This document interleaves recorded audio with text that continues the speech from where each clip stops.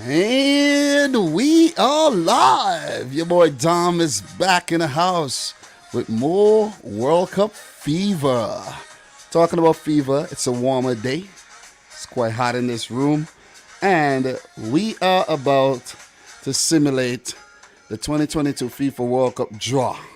But before we do simulate the draw, guys, we can't just start, simulate the draw, and end the stream, right? We got to take a look at how the draw works and everything you need to know. And I found a great article on CNN that is going to help us with that. You see what I'm saying? So we're going to have a little discussion and things like that. We're going to take a look at the pots and all that stuff. And then, and only then, we will do a draw simulation. I found a site with a draw simulator. And we are going to actually use that and do a little simulation and then talk about some possible matchups, group of life, group of death, and all the good stuff. You know what I mean? How far teams could reach and all that good stuff, man. I know you guys are happy about that. I know you guys are excited about this stream. I could tell from the reception already. Guys, make sure you like the video. Let's get the likes up. Let's get him up. Let's get him up. Let's get him up. Let's get him up. All right, Akshay Singh, bro. How are you doing? How are you? Yeah, it's been quite a while. You abandoned me, bro. Can't do that. Can't do that. But anyways, guys, let's take a look at this article. Let me drink some water before I get into this because it's going to be a bit of reading. All right, big up to King Huddle. How are you doing? Brother Bluto, Mr. Ibrahima Jigo. Everybody in here, man. Everybody in here, big up to you. Let's do this. We're doing something different. We're doing something fun today. All right. World Cup 2022 draw. Everything you need to know from CNN by Jack Bantock. Okay.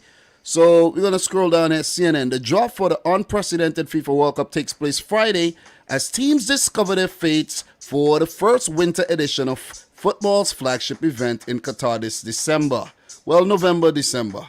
With several parts still yet to be decided, only 29 of the 32 participants will be confirmed when the draw gets underway at the Doha Exhibition Center at 7 p.m. local time, 12 p.m. Eastern time, 5 p.m. British time, and so on and so forth, right? Wherever you are in the world, do the conversion. Here's everything you need to know about Friday's ceremony.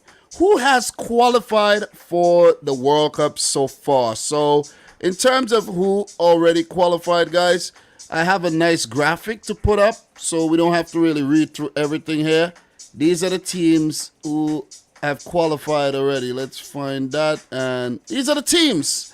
So we have Qatar, the hosts, Germany, Denmark, Brazil, France, Belgium, Croatia, Spain, Serbia, England, Switzerland, Netherlands, they're back.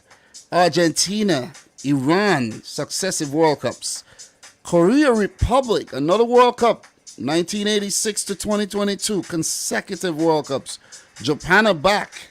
Saudi Arabia are back. Ecuador back for the first time since 2014. Uruguay are back. Canada for the first time since 1986. Ghana are back since 2014. Senegal back-to-back World Cups. Portugal, of course, they had to make it. Poland are back. Congrats to Poland. Tunisia are back. Morocco are back. Cameroon making a comeback as well. And the mighty USA making a comeback. And of course, Mexico topping off CONCACAF there. There's 3 spots that are yet to be decided. The intercontinental playoff, which will be contested between Peru or Australia or the UAE. Then we have Costa Rica versus New Zealand and the European playoffs where Scotland has to play Ukraine and the winner of that one will face Wales, Gareth Bale and Robert Page and Wales. So these are the qualified teams so far for the 2022 World Cup. All right, so let's get back to the article here. And the article, was actually touching on the teams that qualified. We're not going to go through all of that. And we're going to go all the way down here on who could still qualify, guys. Two intercontinental playoffs in June will decide the next two spots. Peru will face the winner of the United Arab Emirates versus Australia, while Costa Rica will face New Zealand in the other playoffs. The final spot will be the victor of the match between Wales and one of Scotland or Ukraine. A game initially scheduled to take place on March 24th, but postponed by FIFA following Russian invasion of Ukraine. A date for the rescheduled qualifiers yet to be announced by FIFA. Who missed out? Who missed out? This is a very important segment. Reigning European champion Italy was undoubtedly the most shocking casualty of qualifying. The four-time World Cup winner missing out for the second tournament in a row after being stunned by North Macedonia. So, yeah, it's going to be sad. Mohamed Salah and Riyad Mahrez will both miss out after Egypt and Algeria failed to qualify. Salah's teammate Luis Diaz will also not feature after Colombia endured a disappointing qualifying run. Young superstar striker Erling Haaland also misses out as Norway finished third in its qualifying group. Who's in which pot? So, look, in terms of teams that's missed out, we know the big teams, we know the casualties, we know the teams that have surprised us and everything. We're going to get into all of that. And we're going to do that right now. I'm going to get to the point. So who's in which pot? And we're going to get to pot one where how the draw is going to work, guys. We have 4 pots where the highest ranked team along with the hosts occupy pot 1. And then 8 to 15 highest ranked countries occupy pot 2. 16 to 23rd highest ranked teams occupy pot 3. While 24th to 28th plus the playoff teams occupy pot 4. Okay, so these are the pots. So let's take a look at the pots, and what we're going to be doing, we're going to take a look at, we're just going to run through all the teams and, you know, just give my brief thoughts on what I think about the teams that made it so far. So let's take a look at pot 1 here. Pot 1 includes Qatar, Belgium, Argentina, Spain, Brazil, France, England, and Portugal. Look, when it comes to contenders and favorites, you most likely will find those teams in pot 1 or pot 2, but mostly pot 1, where you have the likes of the host Qatar. It's a far-fetched thought that Qatar will actually go on to win the World Cup. Right, we know this. But at home, you never know. Most teams that have the best performance at the World Cup achieve that on home soil. Few teams hosted and won it, and a few teams got as far as the semis and the finals. You think about teams like Switzerland, we think about Sweden, 1954, 1958, you think about Uruguay, you think about teams like France, and the list goes on. Not South Africa, though. Not South Africa. But you think of Belgium, one of the world's strongest team. They're no longer number 1 in the world. Brazil are now number 1 again. And Belgium are always up there in the conversation. But they always just, they just fail. They just fall flat on their face. They came in 3rd at the last World Cup. And they look good. They look good to go on to win it, man. And I think Roberto Martinez and this golden generation of Belgian players, it's maybe their last opportunity, or maybe they have one more in 2026, but time's running out on this golden generation of Belgian players. And I expect them to qualify for the World Cup again. It was no hiccups at all. Topped their group. Very, very good campaign. And I expect Belgium to go to the World Cup and be one of those teams that you really don't want to face. You see what I'm saying? They will be hoping that they have their full squad together, the likes of Hazard, who's, going through, some injury problems, Kevin De Bruyne, Yannick Carrasco, the likes of Vertonghen and Alderweireld. This should be their last World Cup. And Torgan Hazard, Tielemans, the list goes on, man. Dries Mertens and all these guys. The list goes on. Very, very good squad. Lukaku comes to mind as well. very good squad, but they gotta pull things together and they. I would love if they win the World Cup, but I won't put my money on Belgium winning this World Cup at all, man. Look, big up to everybody in the stream, guys. Make sure you smash up the thumbs up button for the live stream. I do appreciate it. Let's get the stream up to 50 likes. We could make this happen. Okay, this is the draw simulation. And before we do the draw simulation, we're just running through all the pots. And I'll stay briefly on all the teams, okay? Which means that we're going to move on to Argentina. I genuinely think that Argentina are top 3 in terms of favorites to win this World Cup. Messi, it could be his last chance. And I think Lionel Scaloni, at his first World Cup, have put together a very, very good team here, man. This team with a mixture of youngsters and the veterans in there, and a few guys who's been around and now getting their chance at the highest level, it's a very, very dangerous team, man. I'm telling you. Likes of Julian Alvarez, Lionel Messi, you have Angel Di Maria, you have Lautaro Martinez, you got Giovanni Lo Celso, Rodrigo De Paul. The list goes on. Otamendi, the veteran at the back there. You have the likes of Gonzalo Montiel, does play right back. Tagliafico, Emi Martinez. The list goes on, man. Paulo Dybala may feature. You know, I would have loved to see Aguero at the World Cup, but of course he retired. And this team, the Correas, Angel Correa and Joaquin Correa, this team, I'm telling you, is stacked up, man. And it's going to be a nightmare to face this Argentina team. We know that. And they won't want to disappoint. They would want to make it all the way to the... I think Argentina, the ceiling is, very high for them, man. I think they could win the tournament. Belgium, I'm going to say for Belgium, maybe semis again, max. But Argentina, final and possibly winners. That's what I'm going to say about Argentina right about now. I believe in this team. Copa America winners, top of Brazil in Brazil, and they look really formidable. Unbeaten in World Cup qualifiers as well. They are looking good. All right, wait. I skipped over the host Qatar. I'll leave them for last in part 1, right? Let's move on to Spain.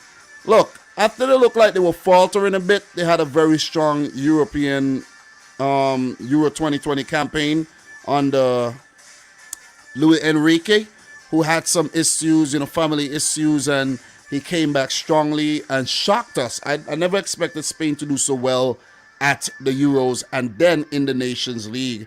And this team could definitely be a dangerous team where you won't expect them to go on to win the World Cup, but you never know, man. I don't think many people expected them to win it in 2010 either, but they did so. And this Spanish team is definitely one to watch. But winning it, I personally don't think so. They do have a lot of talent in their squad, but they need to sort out that man up top. Alvaro Morata is not the man to win you a World Cup. I would just say that, man. He is not the man. Let's see how the selection goes. Let's see how many Real Madrid players get in. They're going to win La Liga. Let's see who gets in. Is Sergio Ramos still eligible? Did he retire? Let's see who gets into this squad. I don't think Luis Enrique is going to go backwards in terms of his selection. I think he's going to continue to be progressive. And it's going to be interesting to see who he takes. A lot of youngsters coming through at Barcelona. And this is going to be a very interesting World Cup for Spain, man. So, look, quarterfinals, I think, is max for them, in my opinion. And this is just an early assessment. And this might actually change, but this is just an off-the-top early assessment. When I really sit down and I get to analyze this with a couple of my friends, it might change. So we're going to move on to Brazil. Of course, we know Brazil are always one of the contenders to win the World Cup. They're one of they're a team, right, where football lovers from nations outside of Brazil just love the Brazilian team. So if your nation is not at the World Cup, maybe by default you go for Brazil because they always have these flair players, an attractive style of football. the stars. They just a stacked up squad, and expectations is very high as they're one of the teams that have qualified for every single World Cup. And when you say World Cup, you say Brazil. You say Brazil. So expectations would be high in 2018. Well, let's go. Listen, Brazil, they have basically disappointed since 2006. 06, 2010, 2014 is the highlight of the disappointments where they got completely destroyed by Germany. And then 2018, they lost to Belgium. And we expected better from Brazil. And I think this time around, the expectations will be there as well. A couple of youngsters making it to their first World Cup, the likes of Richarlison, Vinicius, Rodrigo, Anthony, Lucas Paqueta, the likes of Richarlison. You have the veterans, Neymar. You'll have Dani Alves. That'll be interesting. Him at his age making it to the World Cup again. Let's see what the squad looks like. And Edison, Allison, Firmino. Let's see if these guys make the squad. Fabinho, Gabriel Jesus. Let's see who makes the cut, man.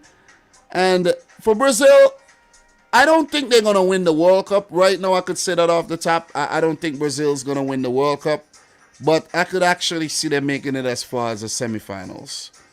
And when I say a team could make it, there could be 5, 7 teams I think could make it to the semifinals. Not just 4. You see what I'm saying?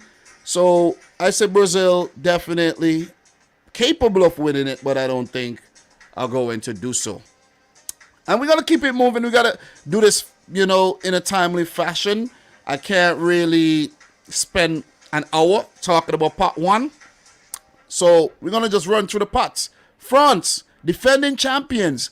Are they going to actually suffer the curse of the defending champions getting knocked out in the group stage like they did in 2002?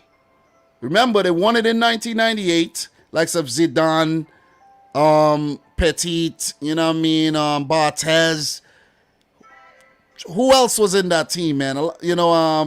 Dugarry. Just the list goes on, man. The list goes on. That was my first World Cup, and I know these French players, Thierry Henry. I know these French, Laurent Blanc. I know this team, man, and that team went on to win the World Cup. Brilliant performance. 2002 flopped really, really hard. The debacle of the 2010 World Cup as well, comes to mind. And in 2018, they basically won the World Cup in like third gear. You see what I'm saying? Kylian Mbappe, Antoine Griezmann, Paul Pogba, and N'Golo Kante. These guys just light up the World Cup, man. And with the very talented squad, they're going to look to do the same. I think France could go on to win the World Cup again. They're definitely a contender to win the World Cup again. But I think, the manager who was at the World Cup as well in 1998, he got to get his selection right. You see what I'm saying? Selection is the key here. You carry the right players and you get the results. Selection is key. And it's going to be interesting who he takes and who he leaves at home. It's going to be interesting to see who's fit and, who makes the cut and who doesn't. That's the main thing for France here, because Karim Benzema or Olivier Giroud, do you take both of them? What do you do? You see what I'm saying? Like, these are the things. Thomas Lemar. There's a lot of players that you're gonna, who do they take? You see what I'm saying? And this team would have a lot of experience, the know-how to go on to follow up on their performance in 2018. France definitely a team you want to avoid. And let's see if Didier Deschamps would either flop by getting knocked out in the group phase, or whether he would triumph for a back-to-back World Cup trophy. So I think France looks good going into the tournament. They've had some hiccups in the last year or so, a lot of draws, a lot of weird results, but I think at times France they know what they're doing in terms of the situation, and they tend to rotate their squad a lot. And disappointing Euros to say the least. But this team, very dangerous team. Very, very dangerous team, man. And, you know, you always got to have high expectations of this team. And I think they could definitely go on to win it. I think they could go on to win it. So I'm going to keep it short. I'm going to keep it sweet. I'm going to keep it moving. And I could talk about France for a very long time. I can, but I actually won't stay on France. So, look, let us keep it moving here. Let us keep it. There's something else about France that I actually want to touch on, you know. But it's kind of, there's something else. There's something else. Let me just, there is something else that I want to touch on. But in the meantime, guys, make sure you like the video. Make sure you like the video. I will definitely appreciate that. Let me see. I'm just checking something really quick. Something that a great point that I don't want to actually slip me. All right. Okay. France, remember, they also won the last edition of the UEFA Nations League. I just had, you know, the 2021 UEFA Nations League final seemed like ages ago, you know what I mean? So I just had to make sure that it was France that actually won that tournament. So they do know how to win things still. We may doubt them, but they do know how to win things. All right? So look, before I move on though, I like to big up everybody in the chat here. Big up to Mr. Goran in the house, Mr. Castillo, Java Harry, Lackey, Mr. Plasman, Call of Century in the house. Who else we got in here, man? We got over 150 people in. Well, no, 130 people in here right now. I got carried away with the number there. You know, guys, let's get the stream up to 100 thumbs up, man. Let's do this. Let's do this. Let us do this, man. Smash it up. Smash it up. Big up to Irvin Vita, Victor Alexander in the house. Flamengo fan. Hash Truth in the house. Everybody in here, man. Chocolate DICK 69 in the house. How are you doing, man? Bethel in the house, man. Nice to see you guys in here, man. Brian Jacobson, Theo Nero, everybody who's still in here right now, smash up that blood thumbs up button for the live stream and let's keep this thing going. Look, England, it's coming home, baby. It's coming home for sure, for sure, for sure. You know it's coming home. That's going to be the slogan again, and it's going to start very soon. England, they got potential. They have potential with their squad. I think Southgate have done a solid job as manager. I know a lot of people say, yeah, he's not the man. If not him, then who? You see what I'm saying? What he has done, he has picked the team on merit. He has rewarded good performances. And I don't think any player could say, yeah, I performed well and I didn't get called up to the England national team. That's a lie. Gareth Southgate is a fair man, and I think he has done a great job with the England national team. But the key to England doing well is decision-making at key moments. When it comes to crunch time, the decision-making have been very, very poor by England. Think about the Euro final. They had it. They were at Wembley. They had this thing to win this thing and blew it in a penalty shootout by bringing players on to take penalties and crap like that. You see what I'm saying? I think senior players need to step up this time around as well. Need to step up. You know, the penalty shootout was always that dreadful, that dreaded eliminator for England, but they somehow got over that hurdle during the last World Cup and after, and then it seems like, you know, the penalty shootout haunted England again. You see what I'm saying? Come on, man. England, you got to step your game up and you got to actually play like the powerhouses that you claim to be and that I know you are. You see what I'm saying? Don't go to the big tournament and flunk out. You see what I'm saying? Put your money where your mouth is, England. You see what I'm saying? So, yeah, let's see who they get in the group. That's going to be interesting as well. They don't want 2014 happening all over again. And England, I think they have the capabilities to make it all the way to the semis. Winning it, I don't know. But the semis, definitely England got potential to get very far. Most of the teams in part one have the potential to go very far.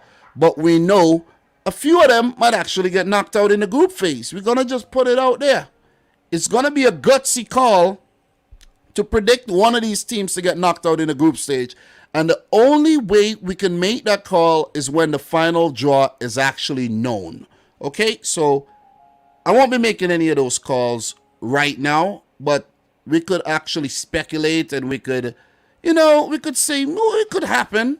And then we have Portugal. Almost did not make the cut, and I think are very lucky to end up in part one. So in 2018, they had a rough group: Spain, Morocco, Iran, and all the teams give them a run for their money. And Portugal, a team, they could be very unpredictable. You know what I mean? Fernando Santos is a very defensive manager, and I don't think he knows how to use his squad.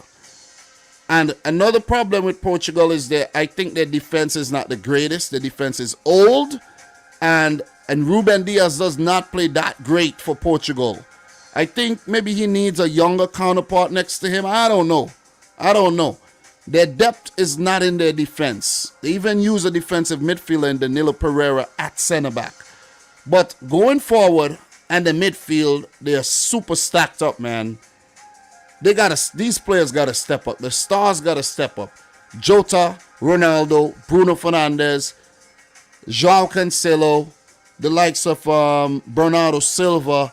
These guys gotta step up. João Felix. When these guys get the opportunities, they gotta step up. I think Portugal, they look like a quarterfinal type team. You know what I'm saying?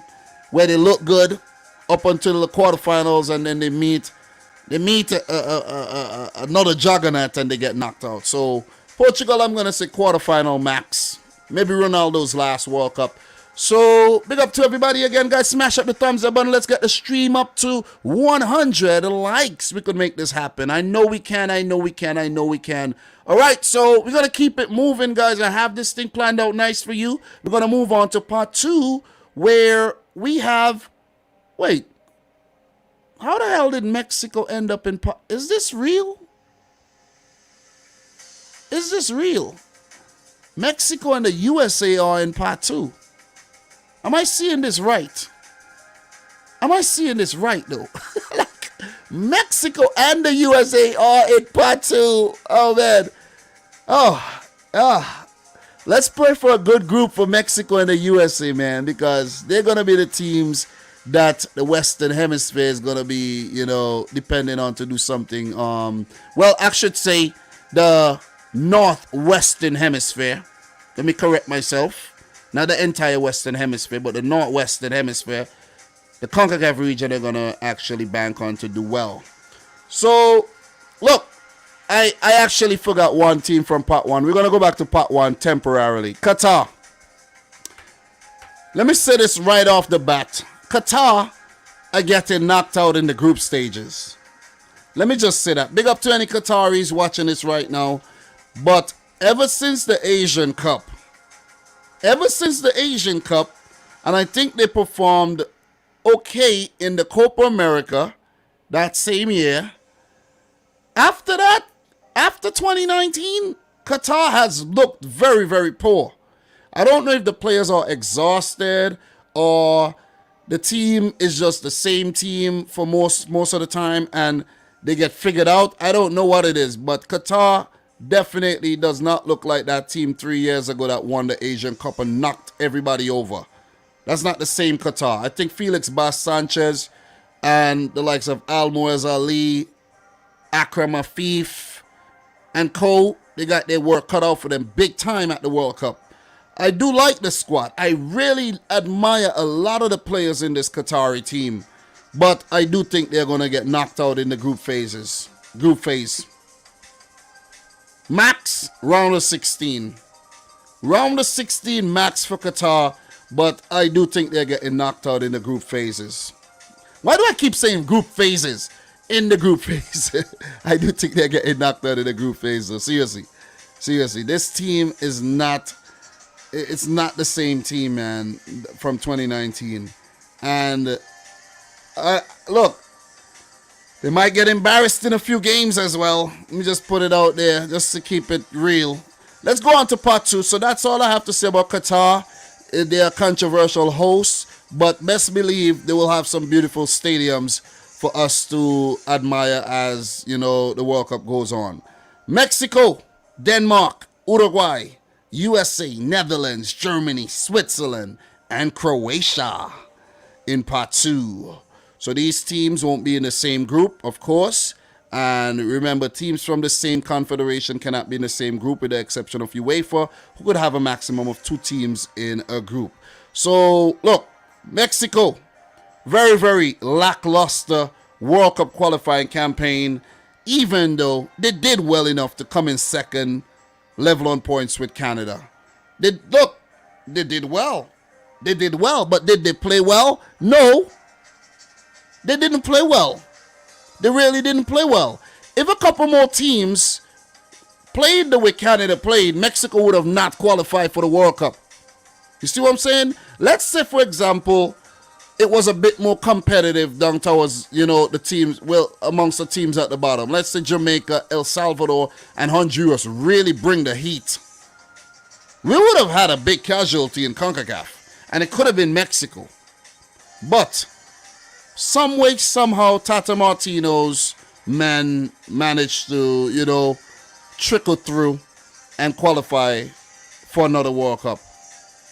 But, okay, we always knew they would have qualified. Are they going to get to that quinto partido? You see what I'm saying? Are they going to get past the round of 16? This is the big question. Are they going to? They probably should have in 2014. But look, in 2018, they look good in the group stages. And then, they you know what I mean? So, look, I'll be surprised if this Mexican team get out the group. Let me just put it that way. Round of 16 max for Mexico once again.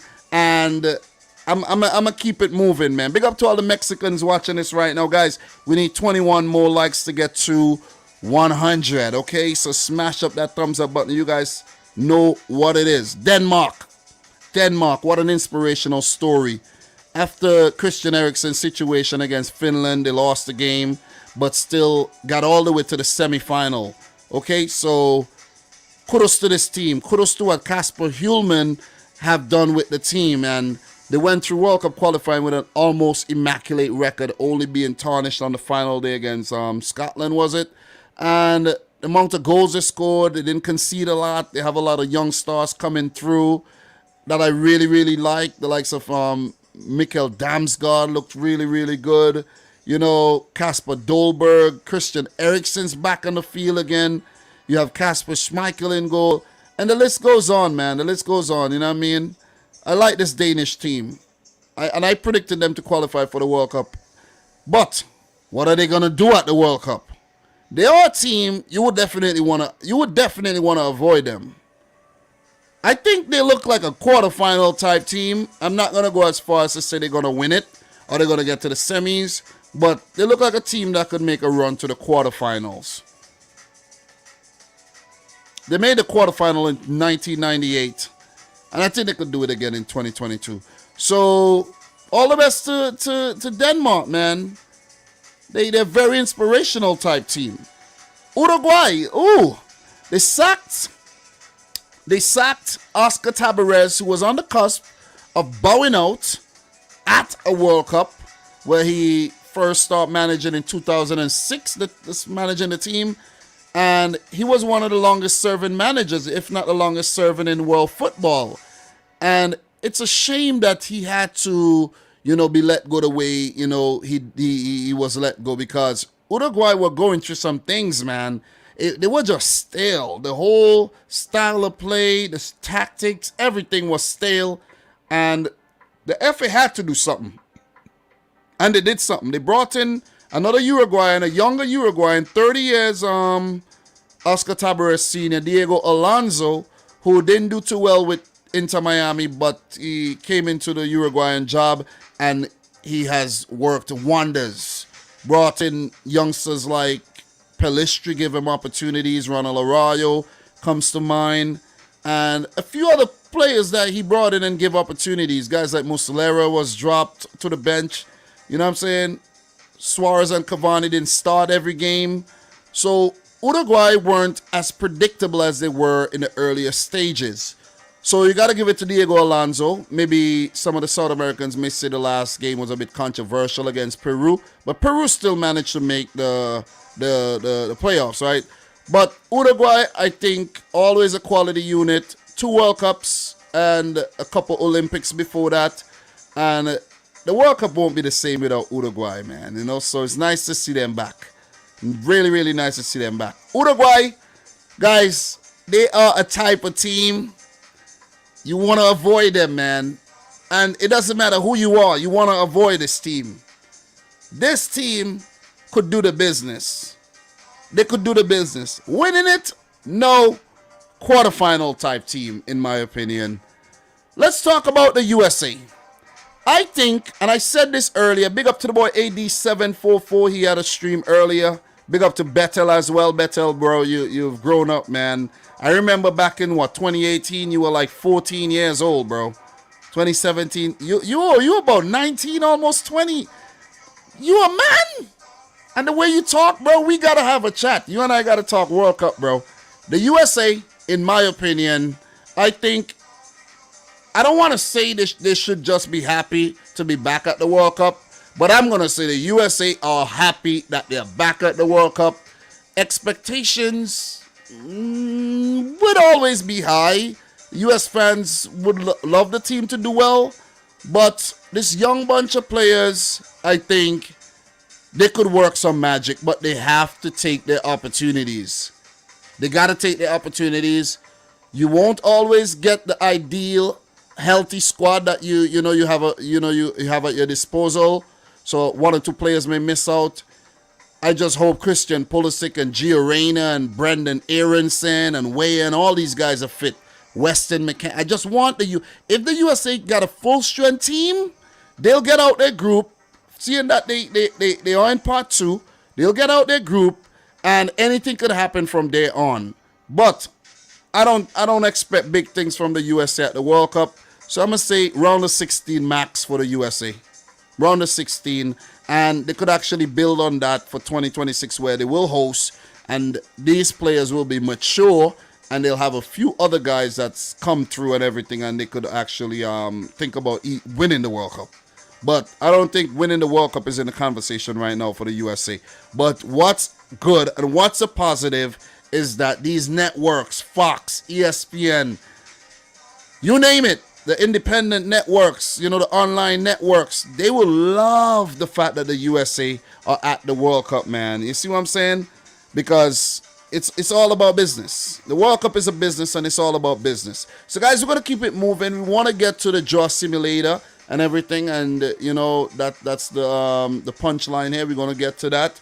But I want to go through all the teams and give my thoughts, and you guys are actually chatting amongst each other in the chat as well. So I do love it. I do love to see you guys talk in the chat there. So guys, we need 13 more likes to get to 100. Smash it up. We got over 200 people in here. We could do a lot better than we are doing right now. We could do a lot better than we are doing. Big up to Alistair Jeff. Big up to Mr. Skylanders. Everybody in here, man. Habibi, Josh Reese, Danaje, Vanterpool, Bryant, everybody, man. Big up to you guys, man. Am I seeing? Big up to Sami Kiani, Matata United in the house. Who else we got in here, man? Spark TV, Theo Nero, I Am the Goon, Dr. Negative. Who else we got in here, man, that I haven't shouted out? Pacharo. Who else we got in here, man? Nice to see you. Lionheart Fitness. Who else? Raptors fan. Joe Red, the Message of the Covenant. Mr. Saeed Neiman. Enrique Albavera. Oh, man. A lot of shout-outs. So, look. Stefan Muradali. Trouty McTrout. Cole of Centauri. Kevin Cabrera. Horst Struth. Who else? Marty Nubs. All right. I'm going to continue the shout-outs a little later. And let's keep this thing going. Mr. Italo Canero. Island Cart. Who else we got in here, man? Angus McWhorter. Everybody in here, big up yourself, man. Big up yourself. AD in the house, man. Big up yourself, AD. LFC a delight. Big up yourself. Jesus Flores. Big up yourself. Anyways, man, let's keep it going. Look, the Netherlands, they are back. Louis van Gaal, they are back. They are back. 3-time finalists, 3-time runners-up. They are back.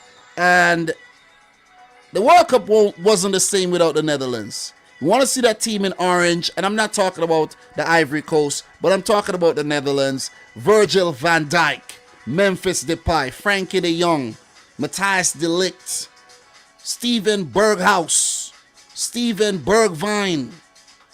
Is Berghuis named Steven too? Is he named Steven? I think so.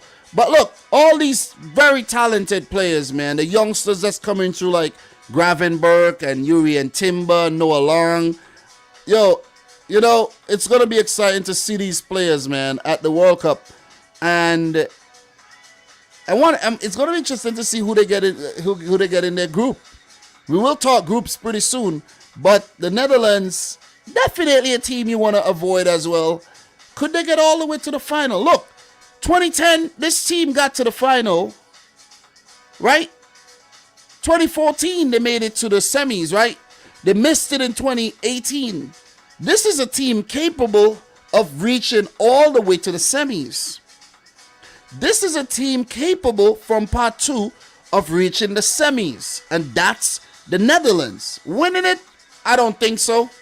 I really don't think they got the players that are going to just destroy everybody. You see what I'm saying? But I do think they got the capabilities of reaching the semis again.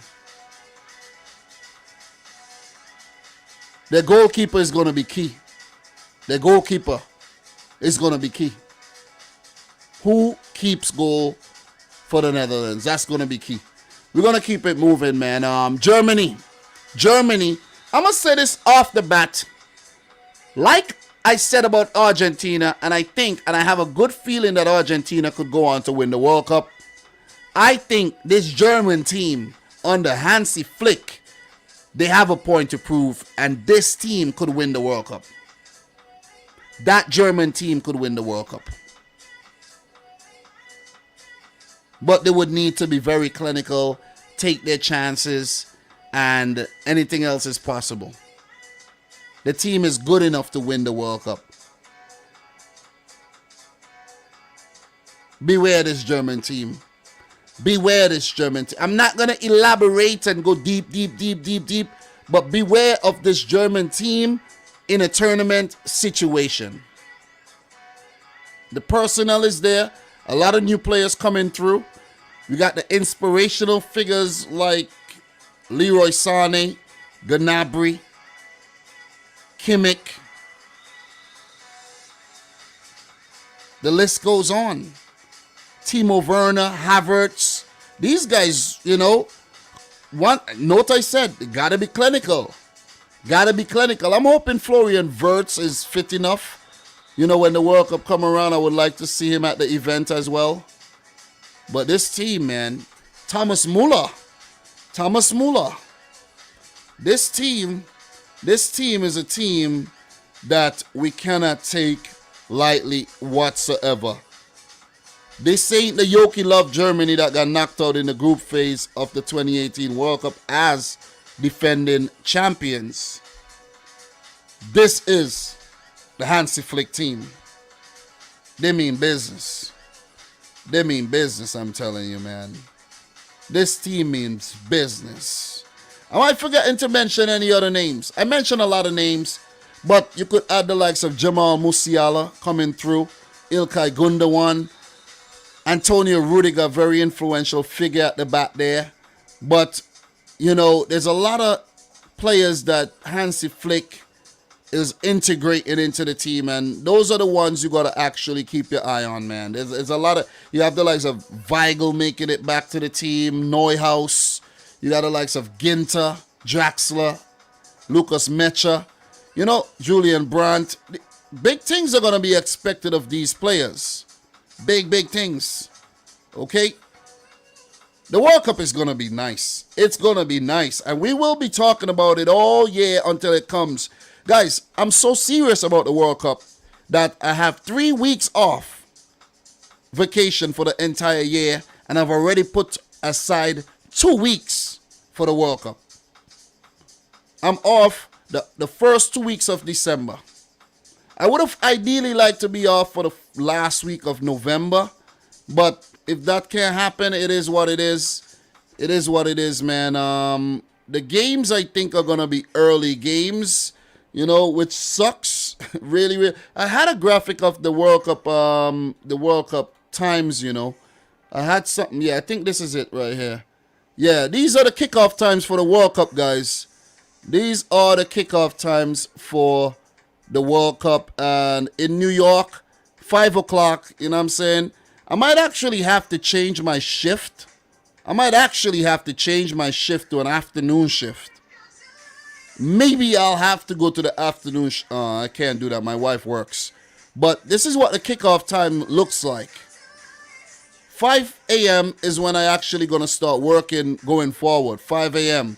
So I'll be off. I'll be at work when the World Cup group stages are going on, basically. And I don't want that. I don't want that. If I'm home, I could actually even watch the last game. But it's fine. It's fine. You know why it's fine? I'll watch the games. I watch games at work. I'll watch games at work. And then when I get home, I'll analyze the games. So it's okay. So I'll spend the entire evening analyzing games. It's all good. It's all good.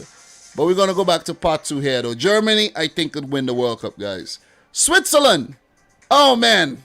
This is a team that is a very underrated team, but a team that did very well in 2018 as well. I really like the team in 2018, and this team is very good again in 2022.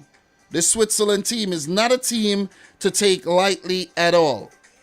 Look at what they did by winning their group ahead of Italy. Switzerland are the reason Italy are not at the World Cup. Well, North Macedonia too, but Switzerland. This Swiss team is a very, very dangerous team. Look, the max I see this team getting is a quarterfinal, but I don't think they'll get that far, maybe a round of 16 type team, but they have the capabilities of getting to the quarterfinal. I like the look of Noah Okafor and Ruben Vargas. You see those two youngsters? Live wire, man. Live wires. I like those two players. You got the veterans like Shaqiri, Remo Freuler, Ricardo Rodriguez. These players are very talented players. We know this. Dennis Zakaria. We know these players. Manuel Akanji, Fabian Shaw. These guys are good ball-playing defenders. And Jan Sommer in goal. Look, that's a solid goalkeeper. I think is highly underrated. But they have French players, you know what I mean? They have guys like Kevin Mbabu, who is a live wire down the right flank. Jibril Sow, a youngster who's been around the Bundesliga for some time. You know, so the key for them is just continue playing their attractive style of football and just go for it, man. Play brave and not overthink things. They do have a new manager in Murat Yakin, and the Yakin era started very, very brightly by defeating Italy in the group to top the group. You see what I'm saying? So this Swiss team definitely can't take them lightly, and I think one of the most exciting teams at the World Cup. Did I predict them to qualify for the World Cup this time around? I think I did, you know. I may have not, but I have to do a reaction to my predictions. I got to watch that video again. And last in part 2, guys, we're doing well. We're doing well. We're doing well. Croatia. A lot of people are going to underestimate this Croatian team. But the fact that this team qualified directly ahead of Russia, you know, is a great achievement. You know what would have been crazy? If Russia had qualified directly to the World Cup. Who would have taken Russia's place? Would it have been Croatia? I'm glad it went the way it went, man, because, you know, that would have been controversial as well. So Croatia, Luka Modric and his final World Cup, along with the likes of Andre Kramaric, Nikola Vlasic. You have Dominik Livakovic in goal. You got the likes of Jaško Vardiel coming through. You have Pongracic, and you have a few youngsters coming through that are very, very bright. Mislav Orsic comes to mind. Ivan Perisic. You have Josip Brekalo. I know this team. You know what I'm saying? I think Croatia have sorted out a lot of their problems, their fullback problems, but they lack that true goal scorer. That goal scorer. I don't think guys like Livaya and Kramaric, other guys, these guys have not been reliable. Even Bruno Petkovic. Squads are going to be bigger, so a lot of players are going to go to the World Cup. Brozovic will be a key figure as well. But this Croatian team is going to be a dangerous team. We learned that. I underestimated Croatia in 2018, and we know what happened. They got all the way to the final. Croatia is not a team you want to F with. I just want to put it out there. I'm going to put it out there, and we know this. We know this. The red and white checkered kit there, you don't want to F with that. You really don't want to F with that. And the Croatian fans, very passionate. I had a lot of Croatian fans following the channel. And I know they're going to come back in their numbers when the World Cup comes around. Guys, last World Cup was epic, man. And we're back. We're back in 2022 to talk the FIFA World Cup once again. Big up to Philip Maric in the house, man. Hrvatska in the house. Big up to the boy Adam the Great in the house. Hrvatska in the house again, man. Look, nice to see y'all. Big up to Didi. Big up to Asian Warrior. Who else we got in here? Baito. Who else I haven't shouted out yet, man? Martin, G6078, Kendrick Ibarra in the house. Alex Rodriguez, 80 Boot in the house, man. God damn, we got 80 Booth in here. Big John's Big Train Sale. How you doing? Nice to see y'all in here. Guys, make sure you smash up the thumbs up button for the live stream. I do appreciate the turnout. Okay, so look, we're done with part 2. We're doing well. We've been here 50 minutes, and in the next 20 minutes, we're going to get to the draw simulation. Okay? Part 3.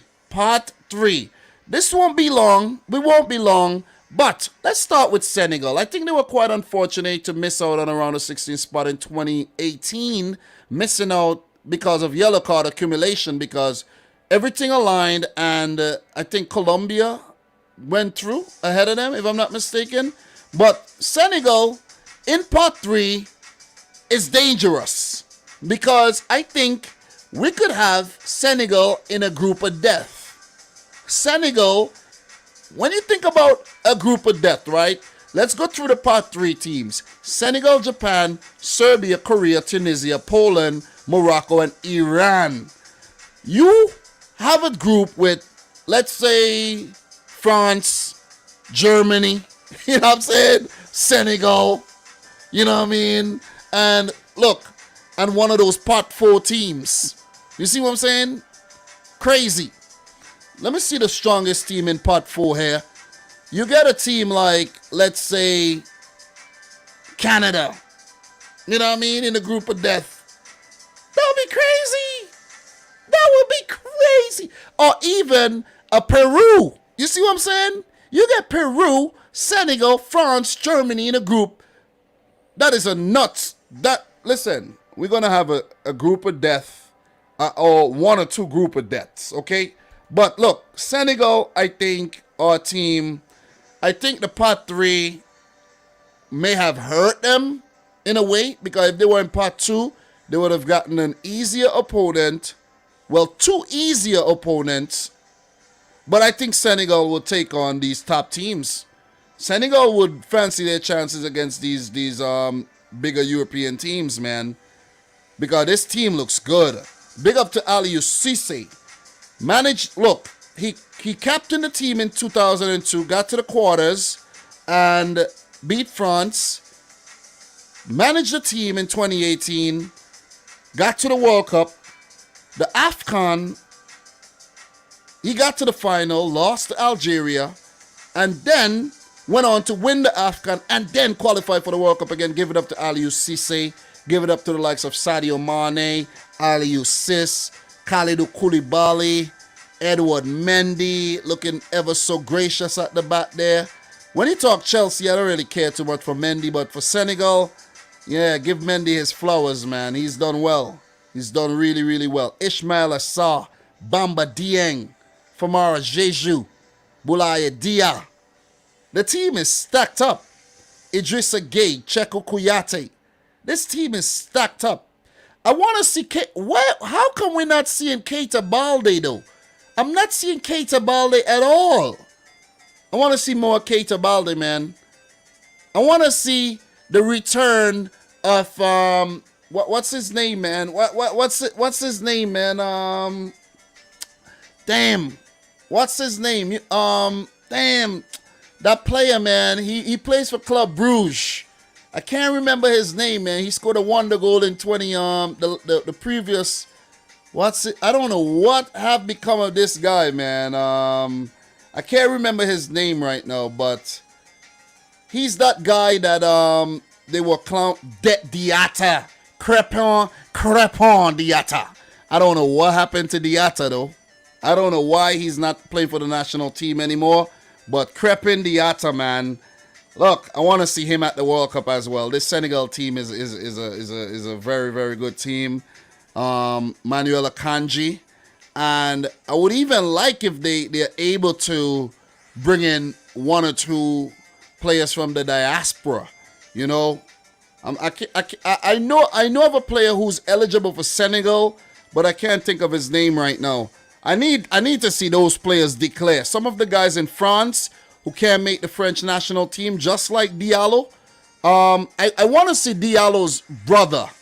I want to see Ibrahima Diallo. He's the player I was thinking of. Ibrahima Diallo of Southampton. I want to see him declare for Senegal like his brother and, you know, beef up the team. So give it up to Senegal, man. Look, it was a hard fought playoff against Egypt. Hard luck to Egypt, man. Big up to Football Pharaoh. Hard luck to Egypt. But Senegal, I think they were the better team. Japan. Well, this is a given that Japan will be back. I think they played very well in 2018. They could be a very, very dangerous opponent. And no team should take Japan lightly. Oh, for Senegal, though, before I do move on to Japan, I think Senegal, they have capabilities of reaching the quarterfinal. But we could also see them getting knocked out in the group phase because of their Part 3 status. But I could also see them getting out of the group because of their quality as well. So let's move on to Japan. Hajime Muriyasu, he's back at the World Cup with his team. Very talented outfit. A lot of veterans, a few new youngsters. Mitoma is one to watch. Junya Ito, along with Minamino and Ueda. You know, the team is a solid team. It's a solid team. Japan is that team, you know, you'll always see them at the World Cup and they always go in to put up a fight. They will give you a fight and there could be a potential banana peels for some of the more stronger teams in Part 1 and Part 2. So, like the 2018 World Cup where they got to the round of 16, right? And almost knocked Belgium out. Belgium had to rally, come from behind to beat Japan. See what I'm saying? So this team is going to be dangerous, staple at the event, and, you know, we know what to expect from Japan. Very, very attractive football, gritty football, and they do have a cutting edge to their game as well. So Japan this time around, look, they could make it to the round of 16. I think round of 16 max for Japan. This team, Serbia. Respect to Serbia. Respect to Serbia. I did not predict them to qualify. They qualified ahead of Portugal. But this team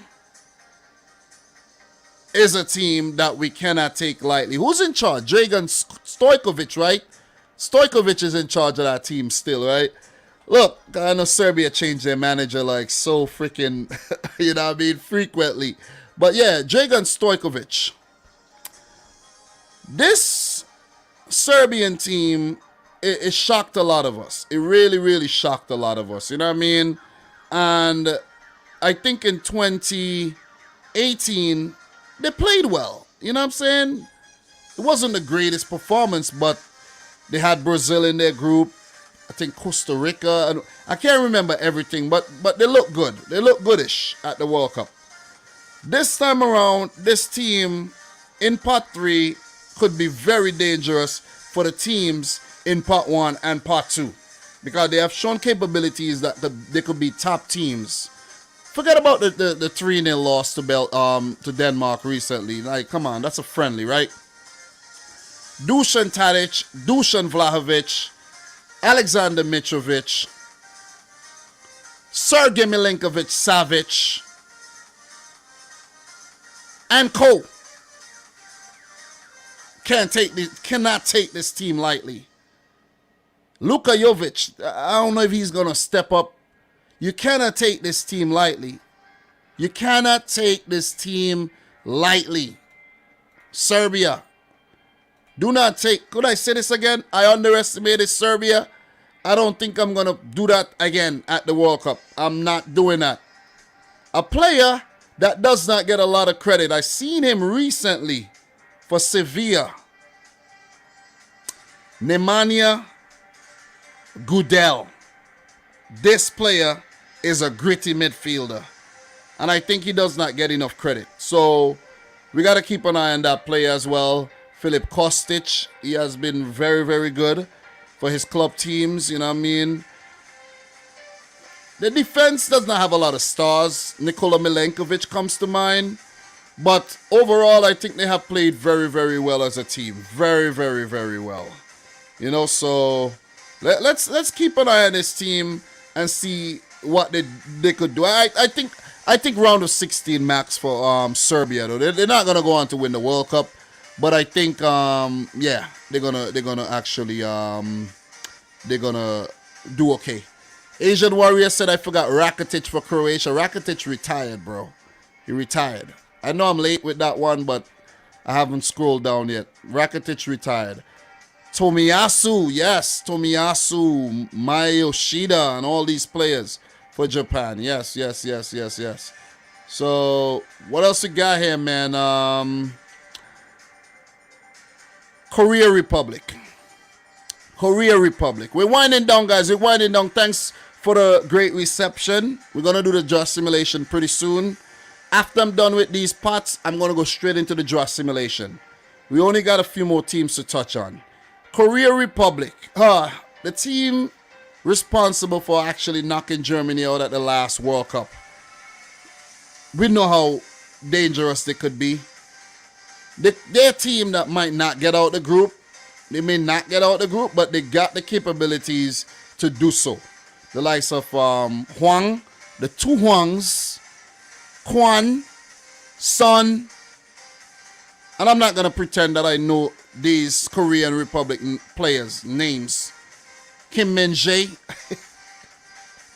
But I can't, look, as much as I know a lot of footballers, and I know the names, and I could recall the names of players from each team and everything, Korea Republic is not my strong point. But Paulo Bento and his boys are also going to look to be banana skin for some of these teams like they have been over the years. Are they going to pull off what they did in 2002? No. I don't think they're getting out of their group, but they're capable of doing so. Round of 16 max for me. Iran, yet another World Cup for the Islamic Republic of Iran. And this time on the Dragan Skokic. I personally don't think Iran are getting out their group. And if there's any Iranians in here, I don't mean anything by it. I'm just saying Iran are just going to be that team.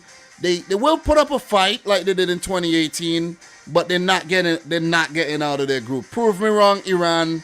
But look, I think they had a so-so World Cup qualifying campaign. In the preliminaries, they didn't look good. They had to sack Mark Wilmot. And then when Dragan Skokic came in, they turned it around in the third round. But they kind of look a little iffy at the back end of the third round qualifiers there when, yeah, they had qualified already, but still. Iran, they're not a team that I think is going to do very well at the World Cup. They do still have a few stars like Mehdi Taremi and Sada Azmoun and Alireza Jahanbakhsh from the 2018 crop of players. But I haven't seen a lot of new stars coming through and, to provide that inspiration that the team needs. You know what I'm saying? So maybe I'm wrong. I'm not saying I'm right. Maybe I'm wrong, but this is just my opinion. Iran not getting out their group. Look, Vahid Halilhodžić, Morocco, back at the World Cup, the Atlas Lions. Look, like 2018, I think they did well. And Yusuf Enezairi lit up that World Cup. They had a tough group with Iran, Spain, and Portugal. And I think they're going to get another tough group. Morocco, look, they play some attractive football. They got a lot of talented players. Some of them play locally, some of them play abroad. But I don't think they qualified convincingly, but I don't think Morocco's getting out of their group either. I don't think Morocco's getting out of their group. I spoke well of Senegal, Japan, Serbia, and the Korean Republic, but for Iran and Morocco, I don't have high hopes about when it comes to these teams at all. Hakimi is a talent, but is he gonna get the backup?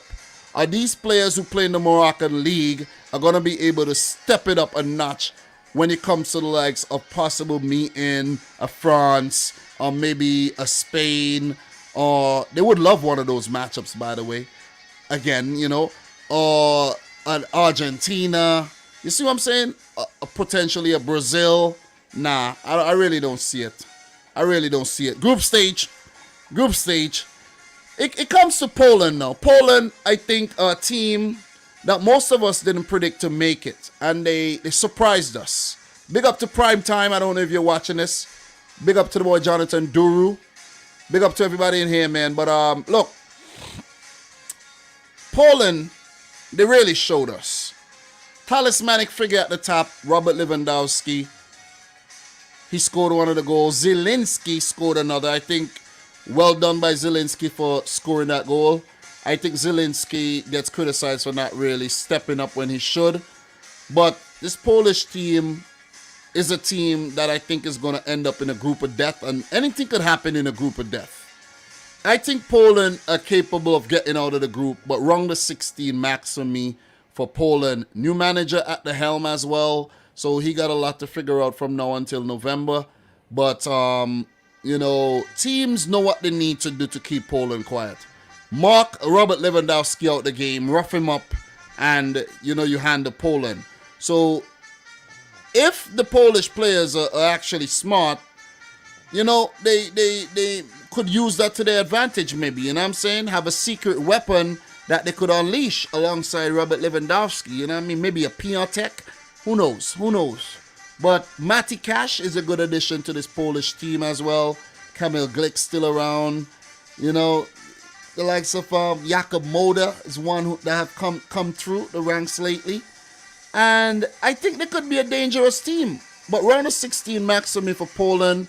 Did not predict them to qualify, and they have done so. Last but not least, in part 3, Tunisia. Did not predict them to make it this time around. And this team qualified in one of the most unconvincing fashions ever. An own goal by Mali. They didn't score any goal of their own, and they weren't spectacular in the previous round either. And on the new manager as well, look, group stage. I don't think they have any chance of getting out of this group. And their group. No chance. I know it sounds harsh. I know people might be like, yo, Dom, what's up, man? What is your beef with Iran, Morocco, and Tunisia? You know what I'm saying? What is up with that, man? What is up with that? I don't have anything against these teams. I'm just being real. As Jonathan Doru's saying, Tunisia are unimpressive, but heck, they beat Nigeria, so give them respect. Look, they could be a tricky team to break down. They could be a thorn in your side. They could be a nuisance, but that's all. They're not getting out of their group. You see what I'm saying? That's just my opinion. So, with that said, that's the end of part 3. We're going to go into part 4. where we have Cameroon, Ecuador, Ghana, Canada, Saudi Arabia, and the 3 remaining teams that got to come through the playoffs. And we're not going to linger. We're going to keep it going. Cameroon, man. Let's give it up to Cameroon, man. Take a time to give a round of applause to Cameroon, winning it in the last seconds of the game against Algeria. I predicted Algeria to qualify for the World Cup, and they look like one of the teams from Africa that could do something at the World Cup after what they did in the last few years. But I don't know what it is with 2022, man. Algeria, they have flopped out hard in 2022. Won the first leg, but came into the second leg, earned a draw, almost, and then Toko Ekambi put Cameroon into the World Cup. So Cameroon in pot 4, definitely setting up to be one of those teams that could cause a shock at the World Cup. This Cameroonian team should not be taken lightly. This shouldn't be taken lightly. Play some good football. Andre Nana looks good in goal. Toko Ekambi, the likes of Gamelu is going to be fit again. You know, Collins Fai has been around for a while. Abu Bakr as well. We know how dangerous the boy Eric Maxim Choupo-Moting could be. You know, so this team is not to be taken lightly, man. And Rigobert Song, he has been at the World Cup before. Samuel Eto'o in charge of the FA now. And this team, I think, got capabilities to be one of the dark horses of the World Cup. Get out their group. And who knows, maybe around the 16. Maybe around the 16 or further.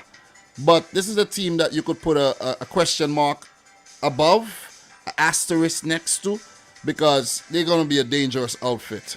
Ecuador. Look, Ecuador, I predicted to qualify for the World Cup. And most people may have not predicted them to qualify.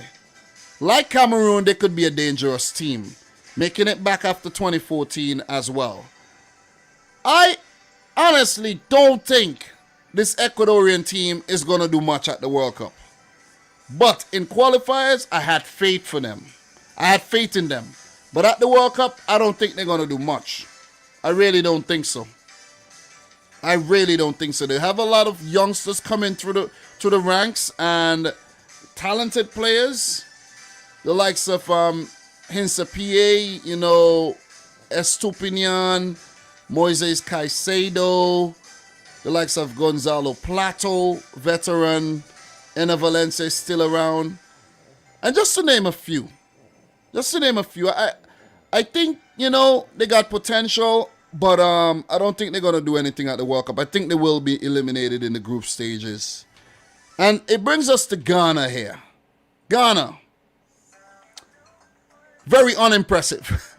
Very unimpressive during qualifiers.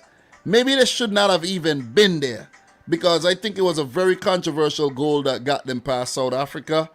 But you got to give them props for going unbeaten against Nigeria and getting that away goal and qualifying for the World Cup for the 4th time. They debuted in 2006, came back in 2010 and 2014.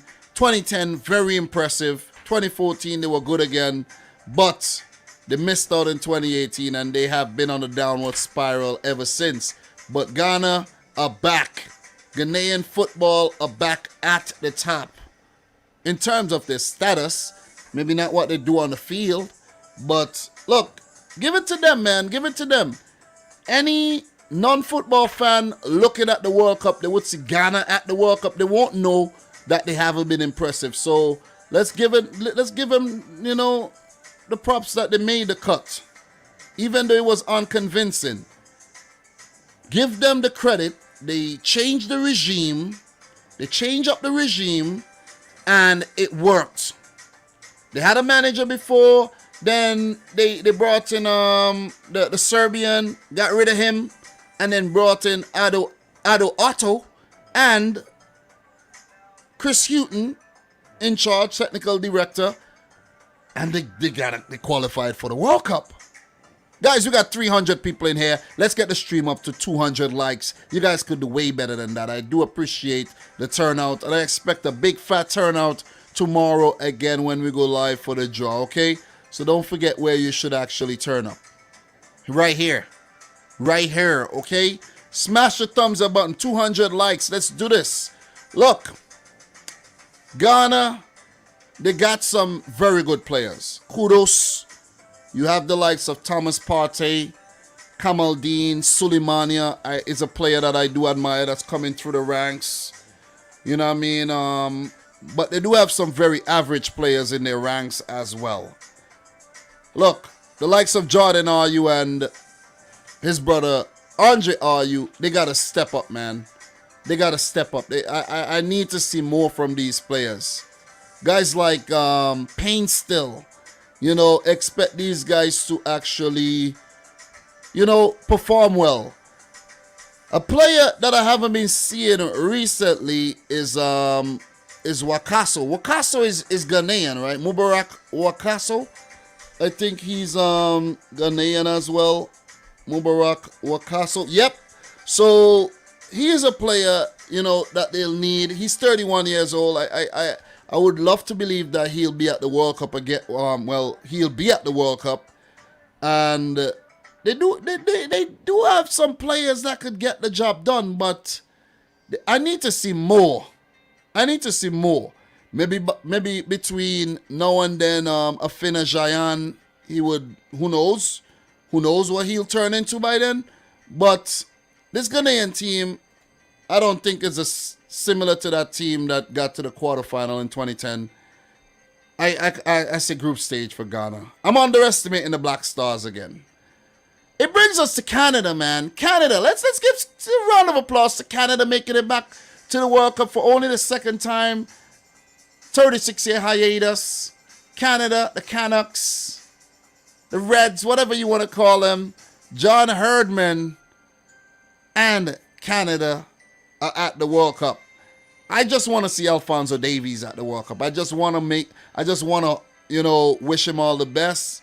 Wish him, you know, a speedy recovery, and I want to see him. I will not want to see Canada at the World Cup without Alphonso Davies. I know they have Sam Adokudbe, who's been playing well at left back, but if you have Adekudbe, Larea, Davies, David, Estacio in the team all at the same time, the likes of Larin, this Canadian team could actually pose a threat in a tournament setting. A big threat. You see what I mean? If they could eke out a draw against one of the Part 2 teams and defeat the team in Part 3, then you know you almost guaranteed a spot in the round of 16. They would get even luckier if they managed to be in Group A with Qatar. You see what I'm saying? You beat Qatar, beat the team in Part 3. Maybe if you lose or draw to the team in Part 2, that's fine. But I think Canada would need to do, the draw would be very influential in how they do at the World Cup. I honestly think I'm happy to see them at the World Cup. They did great in CONCACAF World Cup qualifiers by topping the octagonal. But I don't like what I saw at the back end, though. I don't like what I saw at the back end of the qualifiers there where they lost 2 of 3 games. So, look, they do play well at home. They do play better at home than they play on the road. I think they need to get their asses over in the Middle East and start getting acclimatized to the weather and to the conditions. Canada, I think round of 16 max for Canada. There's a possibility that they could get out their group based on their talent level and everything. But I don't see them getting any further than that. I think I'm just happy for them. And I think they won't be just happy to qualify. But I'm saying ceiling is not very high for Canada at the World Cup. Saudi Arabia, look, I didn't predict them to qualify, but Herb Renard and his boys managed to do so. And you guys it might sound like I'm picking on the Arabic teams or the Asian teams or some of the African teams, but Saudi Arabia not getting out their group, guys. Saudi Arabia do not have enough quality in their team to get out their group. You see what I'm saying? They have a couple little bits and pieces players with you know what I mean, like a Dosari, You know what I mean? Al Mualad and you know, Salah Al Sheri and you know what I'm saying? Salman Al Faraj. Everybody play locally. So this could be a hindrance when it comes to Saudi Arabia that they do not really know conditions, you know. Well, they will be playing in the Middle East, but they do not really face quality opponents very often. And that could be the downfall of this team, you know what I'm saying? So, yeah. Are we ever going to see Saudi Arabian players going abroad, maybe even in some of the lower leagues in Europe? You know what I'm saying? Eredivisie, maybe go in the Portuguese league, the Greek league. You know what I'm saying? Just try your luck somewhere else. But nah, they got very lucrative contracts over there in Saudi Arabia. You know that oil money. You know what I mean? You know, like talk about that oil money. Yeah. I don't see them doing much. Maybe they might earn a draw in the group, but nah, I don't see them doing much. So, guys, we talk about all the teams, right? In terms of going into the playoff teams, look, really quick, Wales, Scotland, and Ukraine, they'll be coming back from a lengthy hiatus. Ukraine, 16 years ago, they debuted. I don't think they've been back since. Scotland since 1998. They haven't really done much at the World Cup in the past. And Wales made it once in 1958.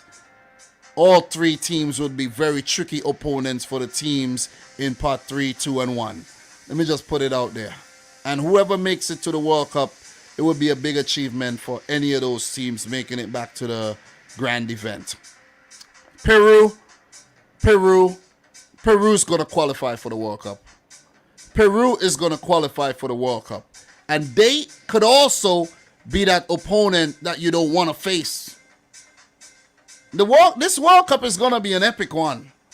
This, as much as a lot of people are saying boycott the World Cup, Qatar, this World Cup's going to be an epic World Cup. These groups are going to be very good. These groups are going to be very good. Big up to the boy Michael Talks Football, who says, congrats, we hit 50K, oh my God. So guys, we have hit 50K, God damn. Wow. We hit 50K during the stream. This is absolutely amazing. 50,000 subscribers for your boy Dominic Rich. Oh my God. I've been waiting for this for a long time. 50,000. Wow. Could we hit 100,000? I'm not really thinking about that right now, but I'm just very happy that we hit 50,000, man. Hard work, dedication, determination. When things get very tough, and when sometimes you feel like, I don't want to do this anymore, you still do it. It's just perseverance, and you know what I mean, just showing up. And this is a marathon, man. This is not a sprint. You gotta have stamina levels for this, man. Look, Mike, you're next, bro. You're next. Keep doing your thing. Go hard. Practice in the shower. You know what I mean? Come up with great ideas. And the thing's going to keep going, man. But thank you very much for the €2 super chat. Do appreciate it. This YouTube thing is hard as a motherfucker. I'm telling you guys. Listen. Try it. Just do me a favor. Try it. And you'll see exactly what I'm talking about. You see what I mean? But look, man. I'm happy that I hit 50K. And appreciate it, guys. So, look. Thank you very much to my boy Dupe as well for dropping the 5 Canadian super chat. Do appreciate it, bro. Thank you very much. And if any of you guys want to drop any more super chats to celebrate the 50K, be my guest. I will definitely appreciate it, man. So look, listen. Peru, I think, is going to qualify ahead of one of Australia or UAE. And if Australia or the UAE do qualify, I don't see them doing much. But Peru got the capabilities of getting out of their group. You know, it's 50-50 on that one. And last but not least, Costa Rica versus New Zealand. I don't think any of those teams got it in them to get out of their group right now. Costa Rica, maybe. But if New Zealand do qualify, I don't see them getting out their group. New Zealand famously qualified for the World Cup in 2010 and did not lose a single game. I think that was their second World Cup qualification. I think they did qualify before in the 70s or something, or the 80s, if I'm not mistaken. And they, yeah, I think they qualified twice, 1980 something and 2010. Let me make sure I get that one. Yep, 1982 and 2010. But in 2010, they did not lose a single game, drawn all 3 of their matches, but did not get out of their group. So New Zealand, not a team to take lightly at all. Okay, but and that goes to Costa Rica though. Don't take New Zealand lightly. Guys, I appreciate you guys listening and sticking around for an hour 25 minutes for the analysis. And now it gets to the point where we are gonna go into the simulation. Okay, so do we have anything else here to cover? We cover the pots. Key dates. Qatar is set to host the curtain raiser on November 21st with the final round of games concluding on December 2nd. The knockout stages begin the following day, running until December 18th, when the Lusail Stadium will play host to the World Cup final. How to watch? FIFA will be streaming this draw on its website, while UK-based viewers could watch it on BBC One. And, you know, the best thing to do is watch it on the FIFA website, guys. The FIFA website will be the place to watch it on. I'm going to be live tomorrow, so put a reminder on the live stream that I already saved and put out. So put a reminder on that. We are going to be live from 11:55 a.m. tomorrow. I did that because I want to get up, eat some breakfast, maybe run a few errands, and then we're going to do this World Cup draw thing for maybe about, hopefully we could do it for 2 hours. You know, I got to drop my wife to work, but still, you know, we want to discuss the draw. We want to react. We want to have some fun. All right, so what I'm going to do is we are going to get to the draw simulator. I found a draw simulator online. I was actually going to do a mock draw, but I'm like, nah, no mock draw. Let's do a simulator. So I found a simulator online, and we're going to do a simulation, guys. We are going to do a simulation. Okay, so these are all the pots, and we have the balls and everything, and this computer is going to actually give us a nice simulation there. X-ray, let me see, X-ray. All right, let me see what we could do. Light, dark theme. Yeah, X-ray. Yeah, I like that. I like that, man. I like that. That looks good. The dark theme looks good. It looks good. So we're going to do the draw right now. And let's see who we get in our draw simulation. And then according to the draw simulation, we could discuss the draw. So without further ado, let's do this. Let's do this, guys. Before we do get into the draw, let's get the stream up to 200 thumbs up first. 200 thumbs up first. Let's get to as many likes as we can. Come on. We had 194. We could do a lot better than that, man. We could do a lot better than that. 200 thumbs up, guys. Come on. 200 thumbs up. 202. We're doing good.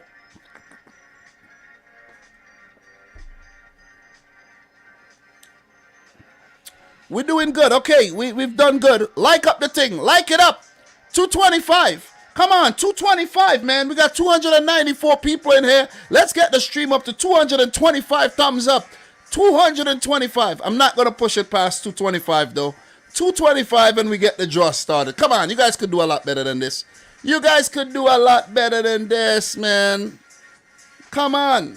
Come on. You guys could do better.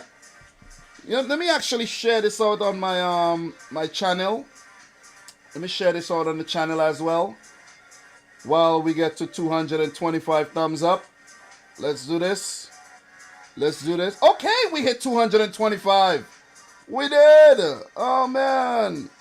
Oh, man. And give it up for the thumbnail as well, guys. I do my designs myself and everything. You know, all the photography myself. It's hard work, man. 228 likes, 50,000 subscribers. We are doing the damn thing, man. We're doing the damn thing. So let's go.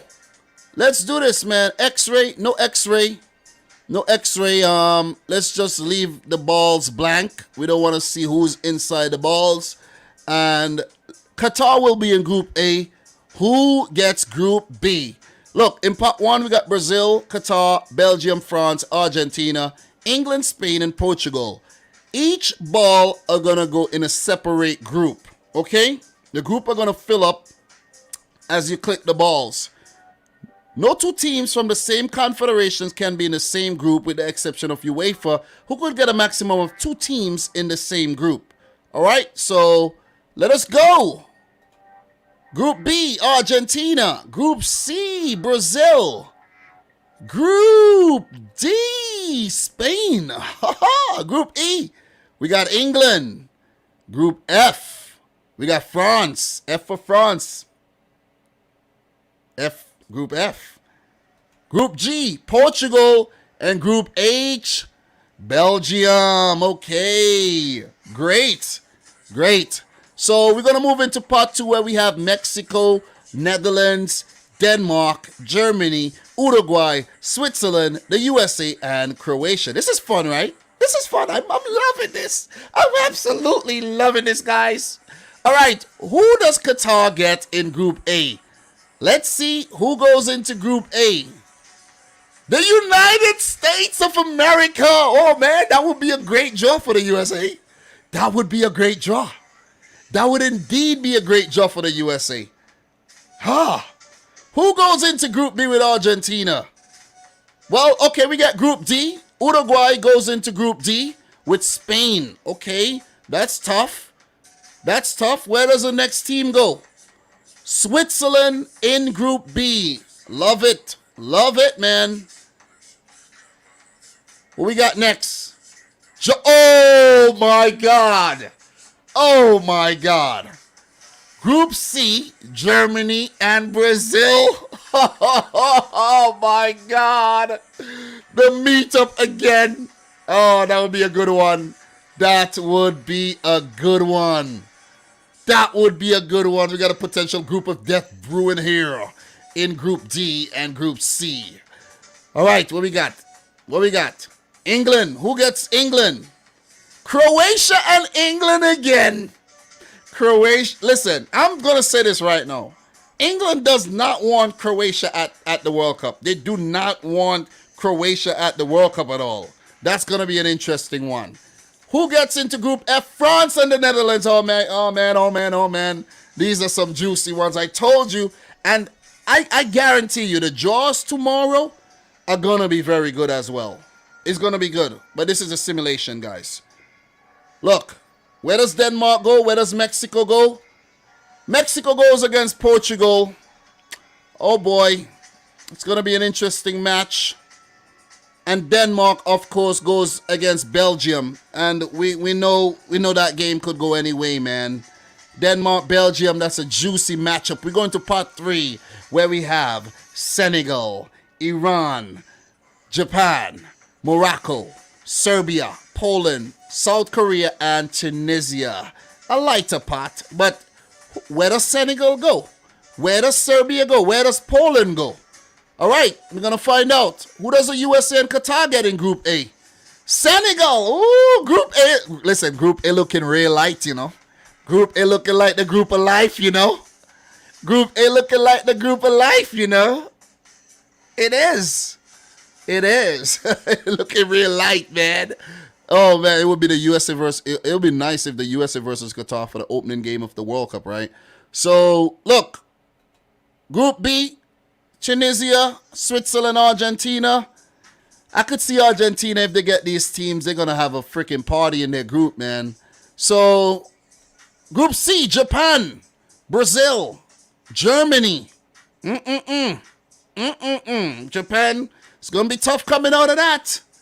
Remember, only two teams come out of their group, and 2 teams gets eliminated. Group D. Okay, Iran goes into Group E with England, Croatia. Okay. I think if Iran goes into a group like that, they won't actually mind a group like that, you know. But England, they could be a iffy team sometimes. Sometimes it could be. And Croatia, you know what I mean? You know how it goes with Croatia. Could be hit and miss at World Cups. Who we got next? Morocco. Oh, Morocco would love the matchup against France. They would love it, man. They would love it. That's a derby. So, Netherlands, Morocco, France. That's a nice group brewing right there. Group G. Okay, we got, Group H, Belgium, Denmark, Korea. That's an interesting group, you know, where all three teams could come out of that group. Any of these three teams could come out. Not all of them at the same time, but, you know, Denmark, they may, you know what I mean, they may stutter. Belgium too. South Korea could impress. Let's see. Who does Mexico and Portugal get? Who does Uruguay and Spain get? Serbia, Uruguay, Spain. That's a tough group right there. That's a tough group. We're almost there, guys. And the last team, Poland, go into Portugal, Poland, and Mexico. Guys, this could be a tricky group for Portugal, you know. This could be indeed a tricky group for a team like Portugal. So we're going to go into part 4 and finish off the draw simulation where we have Cameroon, Canada, Ecuador, Saudi Arabia, Ghana, and we're going to have one of Wales, Scotland, or Ukraine. We're going to have one of Australia, the UAE, or Peru, and we're going to have Costa Rica or New Zealand down there in the playoffs. So who we got finishing off Group A? Group A is going to be the group of life, but we have Group F being filled out first with one of Peru or Australia or the UAE. So let's say we have Peru, Morocco, Netherlands, and France. That group is a top-heavy group with France and Netherlands potentially, you know, coming out of it. But, you know, Peru and Morocco would fancy their chances as well. So if I have to make early predictions, I would say France get out. The Netherlands, it could be a tricky campaign for them, where Peru might actually get out ahead of them. You see what I'm saying? Morocco, I already said I don't think Morocco is getting out, but it will be one of the Netherlands or Peru. Guys, this is just a simulation, but just you know, just because. Just simply because, you know, for discussion purposes. Only for discussion purposes. Okay, so, look. Group C, Cameroon, Japan, Germany, and Brazil. Is this a group of death? Is this a group of death? Yeah, Brazil, Germany, Japan, Cameroon. It's very tough. It is very tough. Very, very tough. Very, very tough. But I don't think it's...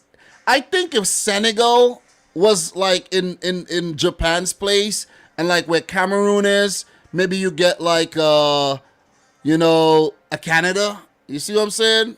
But yeah, still the toughest group so far. So yeah, we're going to go on. Group A, one of the UEFA teams. One of the UEFA teams. And guys, could it be possible that we could have gotten a group without a UEFA team? Because the way Group A was looking there, we could have actually got Ecuador. You see what I'm saying? Or Saudi Arabia. No, not Saudi Arabia, but Ecuador. Ecuador could have actually go into that group. And another thing too, I think with the playoffs, it might be a tricky situation where if you already have an Asian team in the group, the playoff for the AFC CONMEBOL, that group, that team might not be, that matchup might not be able to happen. So let's keep it going. Ecuador goes into Group E. So it's going to be England, Croatia, Iran, and Ecuador. That group is very, you know, England and Croatia would love a group like that. Ecuador would also fancy their chances in a group like that as well. So it's filling out, and we're going to keep it moving. We're going to discuss the groups when we're done. Ghana, Serbia, Uruguay. and Spain. I would absolutely love a Ghana versus Uruguay matchup again. I would love it. I would love this. Ghana versus Uruguay. Ghana versus Uruguay in the group stages would be absolutely brilliant. Please make it happen. Football gods, make it happen. Please, I beg you. Okay? Please. And we're going to keep it moving. Saudi Arabia goes with Mexico, Poland, and Portugal. They're going to get blasted out of the group. Big up 20 Saudis in here. I am not underestimating the Saudi team. I'm just keeping it 100%, man. Look, where does the next team go? Canada, Argentina, Switzerland, and Tunisia. I think if Canada gets this group, they can get out of this group along with Argentina. They will fancy their chances against Tunisia and Switzerland. Maybe, they won't get out, but I think they stand a chance. They do stand a chance getting out of a group like that, guys. I think this would be a very, very kind group for Team Canada. And last but not least, the CONCACAF OFC playoff will go into Group H, where Belgium, Denmark, and South Korea are. So I could download this and have this, as my draw simulator. I'm not going to touch anything. I'm going to leave it just the way it is. I could restart the draw. I could do it again. But I'm not going to do that, guys. Look, I'm going to share a link for the draw. I should share a link for the draw. But it's called Draw Inca. Draw.inca.1. Just Google search World Cup 2022 draw. Okay. World Cup 2022 draw, and you will find it, man. This is pretty good. I love it. I absolutely love this this website. I didn't know it existed, and it's much easier than doing a mock draw from scratch. It's better for the visual reasons for you guys. You know what I'm saying? Much better for you guys. So there is my draw simulation.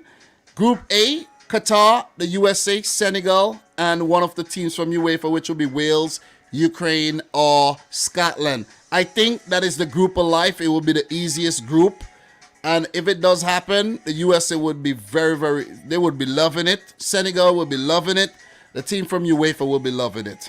Group B, Argentina, Senegal, Switzerland would indeed be the favorites to come out of that group. And Tunisia, Canada would be the underdogs there. Liam, stop it. Okay. Big up to Liam Rich as well, guys. He want to be involved. He want to be involved. But yeah, you need to go back to sleep. Group C, I think, is the group of death with Brazil, Germany, Japan, and Cameroon. And, anything could happen in that group. Maybe we could see a team flop. Maybe we could see one of Japan or Cameroon be a dark horse at the World Cup there.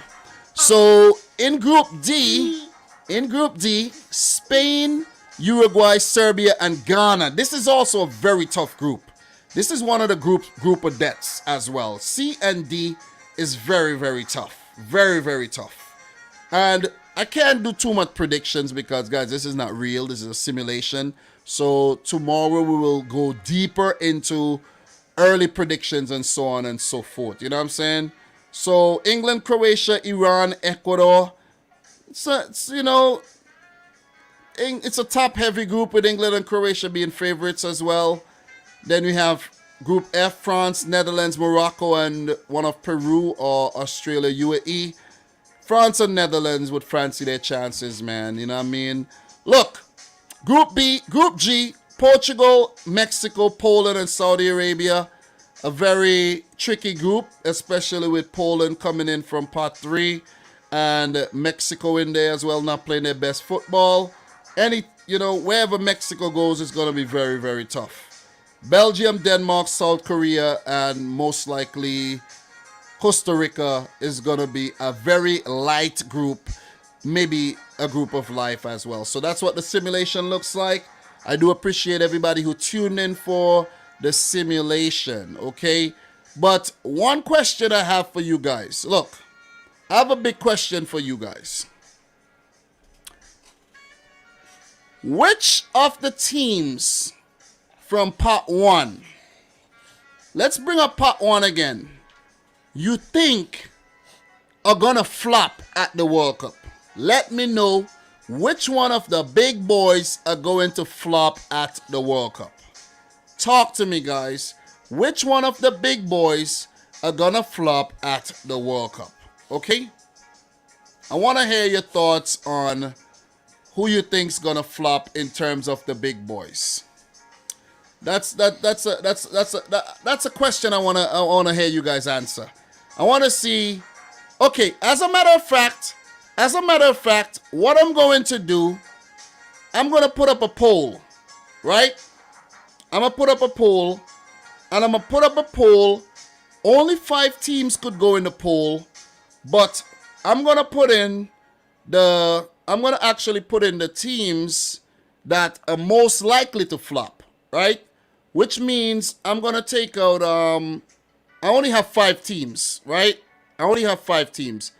And when I say big boys, I'm not talking about Qatar, right? So we have 7 teams. Well, we have 7 teams to talk about. We're gonna take Argentina out, and we're gonna take out Brazil, because those teams are not likely to get knocked out in the group phase according to their recent form.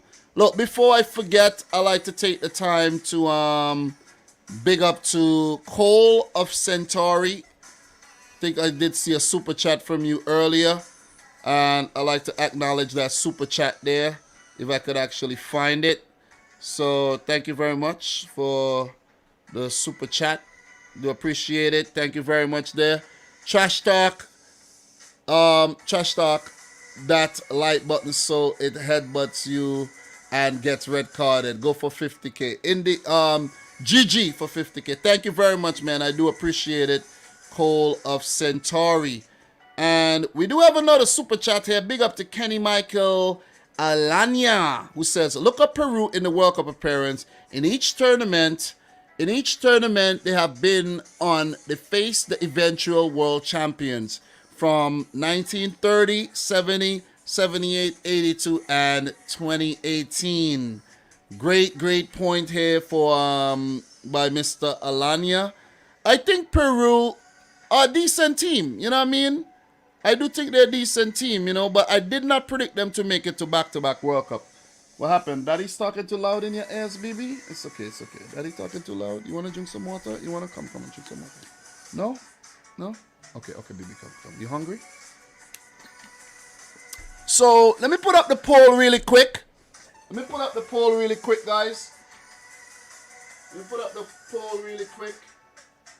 I have to go over to the other computer. Which big team will flop from part 1? And let's add a couple options to that. And I think I could only add, let me see. I think I could only add 4 options. I think, you know, it went down to 4. I don't know why. So we're gonna bring up France, Belgium. Well, I don't think we should put Belgium in there, you know, because Belgium, since I only have 4 places, I'm gonna put out Spain, Portugal, England, and France. Spain, Portugal, England, and France. So Portugal, I'm gonna put up a poll. We're gonna have a little fun there, and yeah, okay. So let me see if I have any more spots. Yeah, only 4 spots. Ask your community.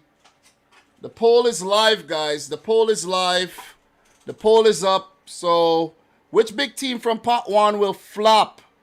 France, England, Portugal, or Spain? I'm giving Belgium, Argentina, and Brazil a pass because historically they do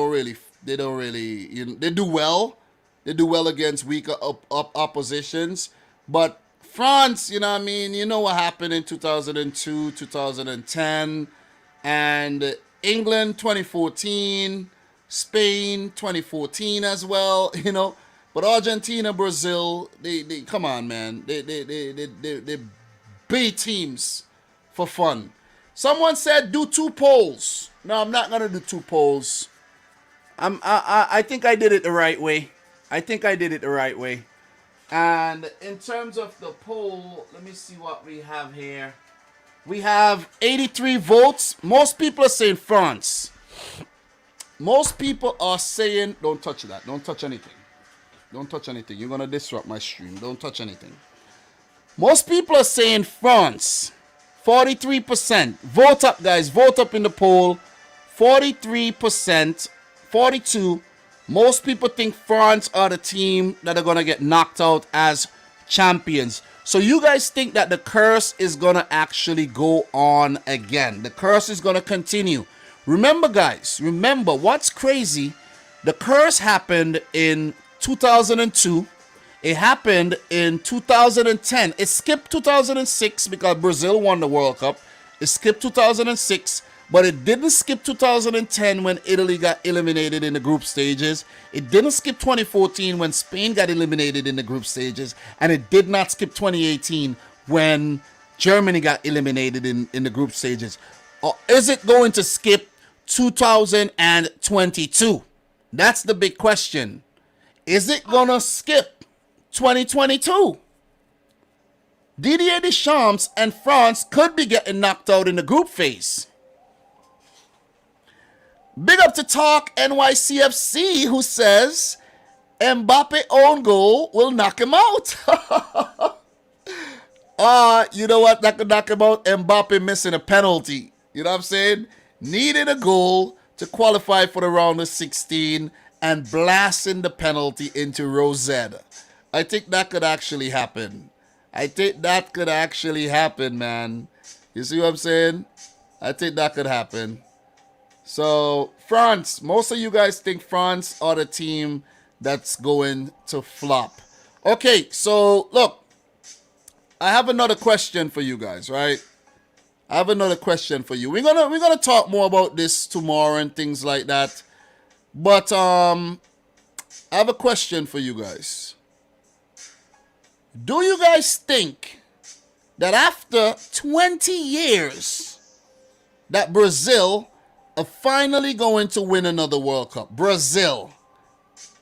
Team Brazil, the Seleção, are they going to win the 2022 World Cup with their star-studded 11, Neymar rolling all over the floor? Are they going to win the damn thing? I like the Brazilian team. They're really, entertaining to watch and everything. Could Brazil actually win the World Cup? Yes, they can, but I want to hear what you guys have to say. Do they have it in them to make it happen? Are Brazil going to win the World Cup? Are they going to win the damn thing, man? Talk to me. Raf is saying Brazil will lose in the quarterfinals again. They have a big chance, but no, I have Argentina. It's been 20 years since a non-European team has won the World Cup. So it's due, right? Every World Cup we all say Brazil's going to win. Each year they disappoint, though. Indeed. No. Yes. It's likely. They're looking strong. Brazil or Argentina will win in 2022. Okay. What else we got here? I feel like Argentina could take it this year for Messi. I actually do have a great feeling about Argentina, I have a great feeling about this Argentina national team. I have a great feeling about Argentina winning the World Cup. But guys, look. My boy Liam is a bit agitated right now. He was sleeping. He woke up. And we've been live for an hour 54 minutes. It was fun doing the draw simulation. There's going to be a lot more World Cup videos to come. But I think I'm pushing it a little bit with my boy Liam. He's probably hungry. You hungry, right? You give me a hug. You give Daddy a hug. Come on. Give Daddy a hug and give me a kiss. Okay, thank you very much. And guys, thanks again for 50,000 subs. I'm about to get up out of here. It's been fun. It's definitely been fun. I wish I could stay and stream all night. I wish I could. I really wish I could, but you know, I gotta go, man. I gotta go. I'm gonna be live tomorrow twice because I gotta do the World Cup draw, and later on in the evening, I'm gonna do the preview for the Premier League weekend. You know what I'm saying? So I have a lot to do. So I'm not gonna exhaust myself, but you know, I'm gonna get something to eat, take a shower, and have a good night's rest. And I hope you guys do the same. Thanks for the continued support. We hit 250 thumbs up. And in terms of subscribers, we are now at 50,021. So thank you very much, guys. I do appreciate it. You guys are the real deal. Much love, much respect. And what happened? You see how we...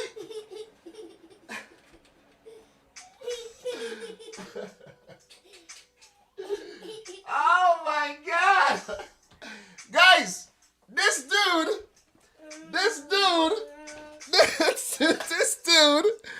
dude goes under the chair. He goes under the chair and gets stuck under the chair. This is funny. Daddy had to rescue you. Don't do silly things like that.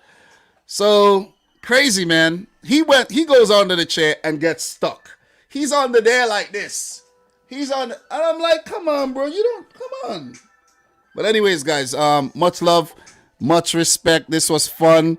And we're going to do this in the future. We're going to talk a lot of World Cup, man. A lot of stuff. We're going to go through, talk about the legends.